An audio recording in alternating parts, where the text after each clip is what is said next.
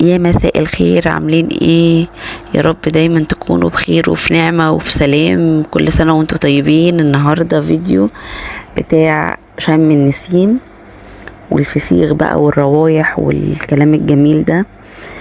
آه يعني بصراحة من احلى الايام اللي في السنة.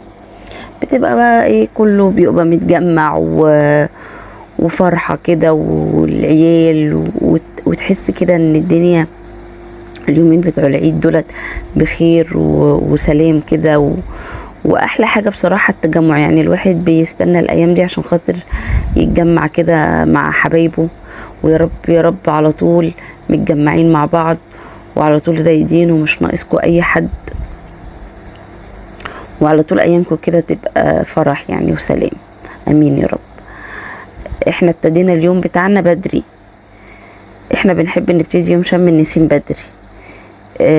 دخلنا على طول طبعا على المطبخ. اختي بدأت هي بقى في تنظيف الفسيخ. هي بتاعت تنظيف الفسيخ كل سنة، يا رب يديمها علينا نعمة. هي اللي متعودة كل سنة تنظف لنا الفسيخ والرنجة وكده، يعني خلاص دي بتبقى طقوس عندنا.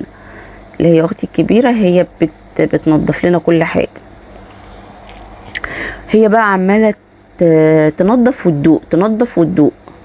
انا عايزه اقول لكم، كنت عايزه افتح لكم الصوت، مش قادره اقول لكم على كميه الضحك والهستيريا اللي كانت حاصله، بس بصراحه كانت دوشه وما رضيتش الصراحه ازعجكم معايا وكده، وممكن في ناس تتضايق، فقلت لا خلاص يعني مش هفتح الصوت. يعني اللي رايح واللي جاي عايزين ندوق. طب هاتي حته كده نشوف ايه الاخبار. واللي بيقول بقى ايه، طب احنا اصل عايزين نقيم الفسيخ عامل ايه وكده، هم عايزين يدوقوا، هم عايزين ياكلوا، واحنا عمالين نقول لهم اطلعوا بره يا جماعه، اطلعوا بره. يعني هي كانت ايام جميله وربنا يعودها علينا وتملي متجمعين. بصوا انتوا لو شايفين ايديها، هي راحه جايه على بقها، يعني راحه جايه. لما تقولي مش قادره امسك نفسي بألف هنا وشفا طبعا. هي بقى قالت لي هاتي طبق، وهي بقى ايه هتتعامل كده بقى مع نفسها وهتنضفه. كان في خناقه ورا الكاميرا، اللي هو ماما كانت عايزاه مش مخلي، اختي عماله تقول لها ما نخليه وناكل على طول. هو احنا لسه هنقعد ونخلي واحنا قاعدين بقى ونقعد بقى نشيل الجلد وكده واحنا قاعدين؟ احنا عايزين ناكل على طول. وماما تقول لها يا ستي سيبيها لي كده، انا عايزاها سليمه. يا ترى مين بيحب الفسيخ ياكله كده سليم ومين بيحبه مخلي؟ يعني اكتبوا لي في الكومنتات. واصلا انتوا مين بيحب الفسيخ ومين ما بيحبهوش؟ يعني لو انتوا ما بتحبوش الفسيخ، يعني يا ترى بتاكلوا ايه يوم شم النسيم؟ بصوا انا سبت اختي كده تنظف مع نفسها، وانا كنت بعمل سلطه الرنجه. قطعت طماطم وفلفل اخضر وشبت على قد ما تقدري بقى، يعني على حسب الكميه. احنا ما كناش جايبين رنجه كتير، احنا كانت ملك القعده كانت بصراحه الفسيخ. وحطيت عليها ليمونه كامله ومايونيز وطحينه، وهحط زيت في الاخر. يعني قبل ما نيجي نقعد كده هحط كده ايه معلقتين كده زيت، وهحط شطه وهحط كمون.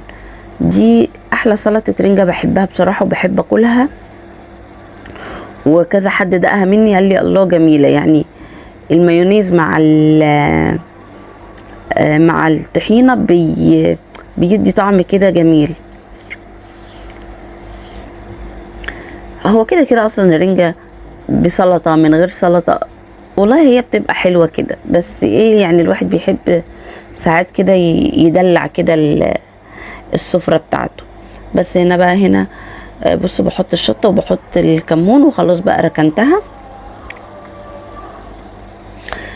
انه زي ما قلت لكم احنا ما عملناش رنجة كتير، يعني الطلب ما كانش على الرنجة اكتر ما كانوا الفسيخ. هم عايزين ناكل فسيخ، يعني مش عايزين نضيع وقت في الرنجة خليها بعدين. هنا رحت لاختي لقيتها بقى ايه خلصت كل الكمية، وبرضو خلتها، بس الصراحة خلت واحدة كده يعني نظفتها كده بس كده وقطعتها لماما، والباقي بقى خلته. وقطعت عليه ليمون، وهتحط عليه شوية زيت. في ناس بتحط عليه طحينة، احنا مش بنحبه بالطحينة، يعني احنا بنحب ناكله كده. انتوا بتحبوه كده ولا بتحبوه بالطحينة؟ يعني مش عارفة، بحس ان الطحينة بتتعمل للفسيخ اللي هو بيبقى حادق قوي، بس ده بأمانة يا خرابي كان تحفة. ملحه مظبوط جدا جدا جدا، ولا كان حادق ولا كان عادم، يعني ما كانش عادم، كان بصوا حلو قوي.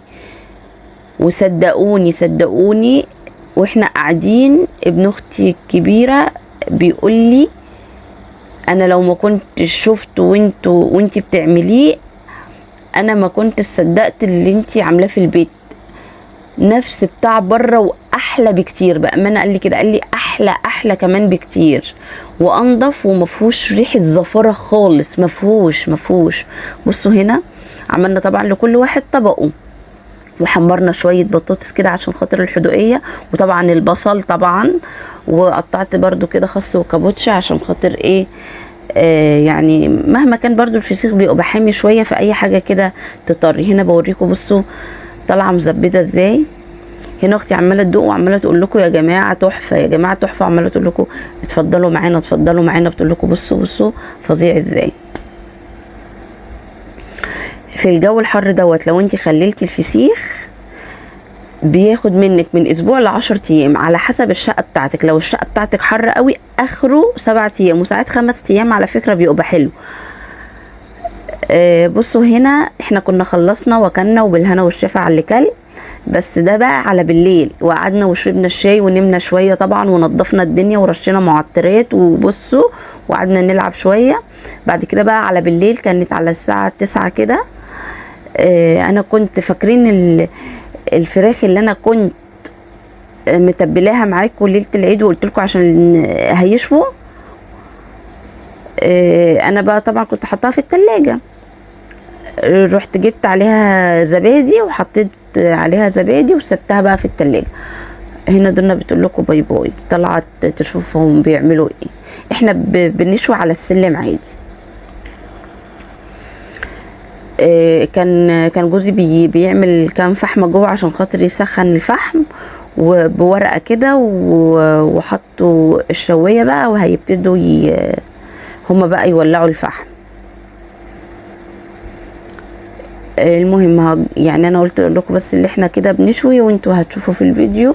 بصوا النار قدت معاهم ازاي، يعني بصراحه تسلم ايديهم، وبصراحه برضو تسلم ايديهم، الفراخ كانت حلوه قوي. بصوا هنا بوريكم الزبادي لما حطيته في الفراخ دي احلى خلطه بتاعه شوي، اللي هي ميه البصل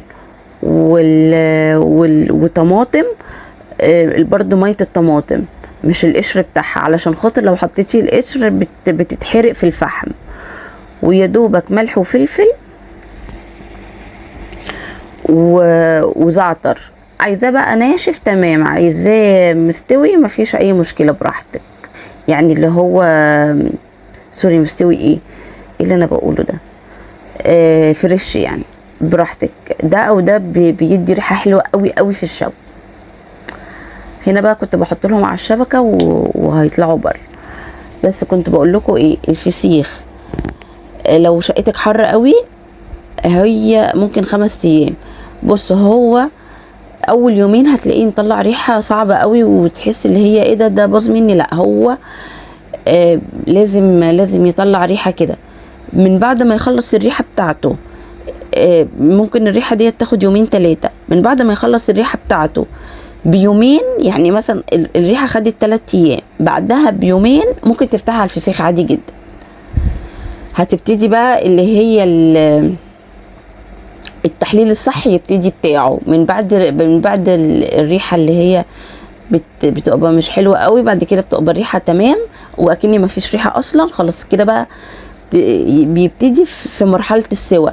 انتي بقى وبراحتك، عايزه تسيبيه يستوي شويه مفيش مشكله، عايزه يبقى مهري قوي تمام. في ناس بتحب السمكه بتبقى ماسكه نفسها كده، فممكن في خلال 5 ايام تفتحي عليه وزي الفل. هي بتبقى على حسب التسويه بتاعته. في ناس بتسيبه شويه، يعني في الصيف تسيبه بالعشر ايام عشان خاطر تطلعه دايب. هو على حسب، انا بصراحه بحبه دايب فعشان كده بسيبه شويه، لكن في ناس تانية لا بتحب تطلعه وهو السمكه ماسكه نفسها، فانتي برضو براحتك. هنا بصوا بقول لكم باي باي وهما بقى عمالين يشووا. الفراخ كانت حلوه. انا بحط الصدور لوحدها وبحط الوراك لوحدها، علشان خاطر انتوا عارفين الوراك بتستوي قبل الصدور، فبخلي الصدور بقى ايه تستوي لوحدها. هنا بقى انا سبتهم بقى يشووا بقى براحتهم. بس بصراحه دي انا كنت يعني انا هعمل سلطه كول سلو، بس انا كنت عاملاها قبل ما يشووا، بس انا جمعت لكم الفيديو مع بعضه علشان خاطر ايه يعني يبقى مرتب يعني. بصوا هنا بمسك الكرومبه، انا هعمل كرومبه السلطه كلها. انت لو مش عايزه تعمليها كلها بتعملي مثلا على قدك والباقي تلفيه، بس يبقى يعني تلفيها في استرتش او تلفيها في كيس محكمة الغلقة عشان بس حرام ما تبص. بقطعها حتت، وبعد كده بقى ايه باخد حبة حبة بحطهم في الكبة. ما تاخديش الكمية كلها تحطيها في الكبة علشان اللي تحت ما يتفرموش قوي فوق مش هيتفرم. بصوا باخد حبة حبة كده احطهم في الكبة. لازم تبقى عايزاها مخرفشة كده، انا مش عايزاها تبقى مفرومة قوي لا. يعني بصوا انا بوريكم وانا مقطعاها. انت عادي على فكرة سهلة قوي سهلة قوي، واحلى واطعم من بتاعت بره بكتير بكتير بكتير، وبألف هنا على اللي كلها. بصوا انا بصراحة عادة لما بعمل كول سلو ما بعملهاش، يعني ما بعملش كمية قليلة، بعمل كمية كتيرة، لان انا لو عملت الكول سلو لوحدي هتفضح يعني عيال اختي ياكلوني. هنا بوريكم اللي انا حطيت مايونيز، وبرده كالعاده الكاميرا ما كانتش بتصور فانا اسفه. انا قبل المايونيز كنت حاطه برطمان العسل ده كله، انتوا شايفين برطمان العسل فاضي ازاي؟ انا كنت حاطه كميه العسل دي كلها، وحطيت مايونيز وخل ولبن. انت بقى على حسب الكميه بتاعتك، بس لازم يبقى ايه السوائل كده تبقى كتيره فيها، ويعني والاحسن تبيت في التلاجة علشان خاطر الكرومبه تدبل ما تبقاش لسه اكنها مقرمشه قوي. بصوا اليوم كان زحمه جدا، وكان هو كان جميل بس ايه مرهق بصراحه، بس كان حلو جدا، ويا رب نفضل كده على طول. انا عماله اقلب فيها وعماله اقول ايه هي بيضه ليه، في حاجه ناقصه، في حاجه مش مظبوطه. اتاريني كنت ناسيه اللي انا اخرط جزره، فجبت بقى بعد ما حطيت التوابل للاسف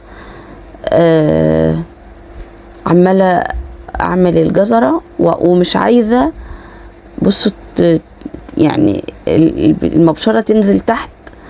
فجوزي قال لي هاتيها ربنا يخليه يا رب ويديله الصحه يا رب، قال لي هاتي اساعدك يا رب يا رب ديما يعني. قال لي هاتي انت مش عارفه تعمليها هاتي ابشرها لك بسرعه. بصوا ولا اسهل يعني اللي بيقول الكول سلو بتاعت بره احلى مستحيل مستحيل مستحيل. في ناس على فكره ما بتحطش عسل وبتحب تحط سكر اللي يريحك، بس هي اساسها العسل عشان خاطر العسل بيخلي الكرومبه تدبل اكتر، وبيدي مش بيخليها مسكره، بيخليها بس كده ايه سويتي كده شويه بس. وهنا بقى خرجنا على الفحم وبوريكم الفراخ، ويكون الفيديو خلص. وكل سنه وانتم طيبين، واستنوني فيديو كتير جديد، وباي باي. واشتركي بقى في القناه، ويا رب اكون خفيفه على قلبكم، ولايك بقى كتير. بحبكم، باي.